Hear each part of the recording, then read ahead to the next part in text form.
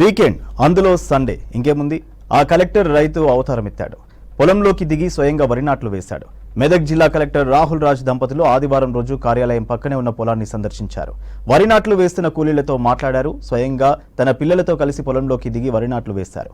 కలెక్టరే వచ్చి వరి నాట్లు వేయడంతో అక్కడున్న కూలీలంతా ఆశ్చర్యపోయారు.